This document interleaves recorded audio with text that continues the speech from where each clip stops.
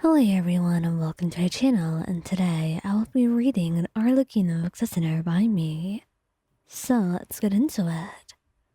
Arlecchino woke up to the feeling of you trembling against her. At first, she didn't move, thinking it might just be the chill in the air. But as her mind sharpened, she realized that this was not from the cold. It was you, shaking, tense, and clearly distressed. Her grip around you tightened, pulling you closer into the warmth of her body. Hi. Her voice was soft, unusually gentle for someone as stern as she often appeared. You're trembling. What's going on? You did not respond at first, too caught up in your own panic, and your breaths were shallow, even though you knew you were safe, wrapped in Arlecchino's arms. The fear just gripped you too tightly, and she shifted, turning you to face her, her hand steadying you as she gently cupped your face. Speak to me, love. I need to know what's wrong. Her tone was firm but comforting, her thumb stroking your cheek with surprising tenderness.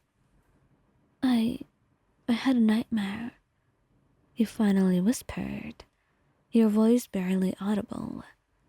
It was so real, and I thought your breath caught in your throat as the memory of the dream was still too vivid in your mind.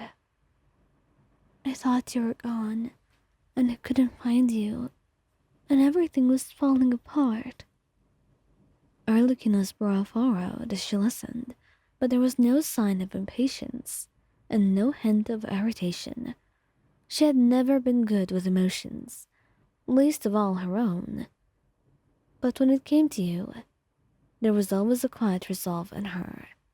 I promise that despite her cold and calculating nature, she would always be there when you needed her most.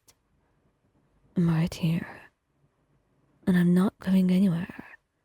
Not now, and not ever, she said, pulling you closer so that your head rested against her chest.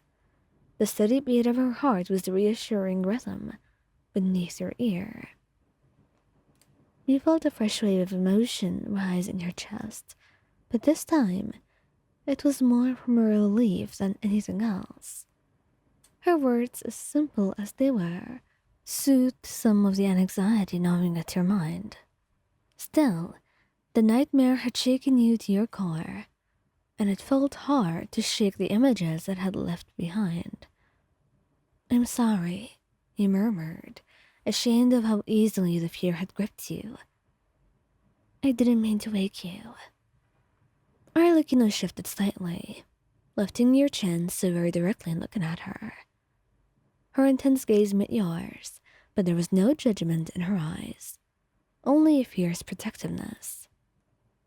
Don't apologize for that.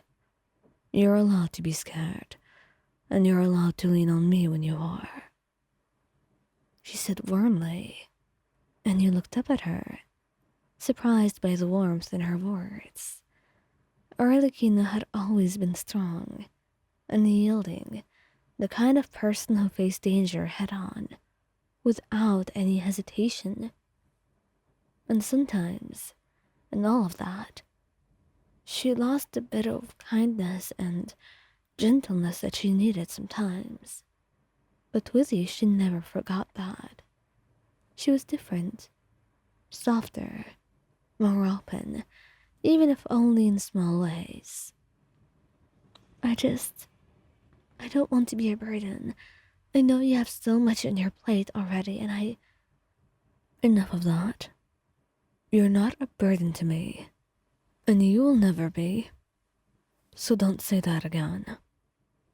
She tucked a loose strand of your hair behind your ear, her touch lingering longer than usual. You think I don't know what it's like to have nightmares? To wake up in the middle of the night thinking I've lost everything? But I know you're here. I trust that you will be here. And just like you should always trust that I'll always be here for you, no matter what happens, she said, her voice growing quieter, more personal. Her words hit you deeply, and you felt the tension in your body slowly start to fade. You had not expected her to understand so fully, but then again, this was Arlecchino, always surprising you in the most unexpected of ways. "Thank you," he whispered, your voice still shaky but calmer now. You buried your face into her chest, finding comfort in her strength, and the steady rise and fall of her breathing. I need you. "And you have me. And I'm not going anywhere," she murmured, pressing a kiss to the top of your head.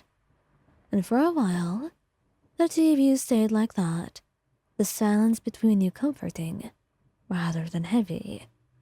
Arlecchino's presence, her warmth, her touch, all of it grounded you in the here and now, pulling you further away from the lingering remnants of your nightmare.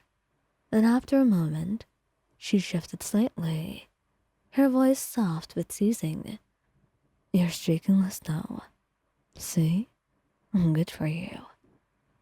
You smiled against her chest, your body finally starting to relax properly. "Yeah, you are."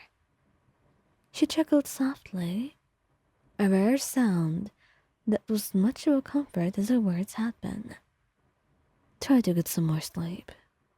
I'll keep watch over your dreams," she said, and you felt her arms tighten around you protectively as you closed your eyes once more, the lingering fear from the earlier dream fading into the background.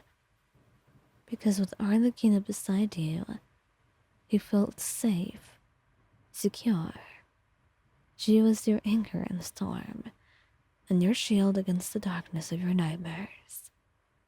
And as you drifted back into sleep, you knew without a doubt that no matter what, she would always be there for you, be it in the waking world or the depths of your dreams.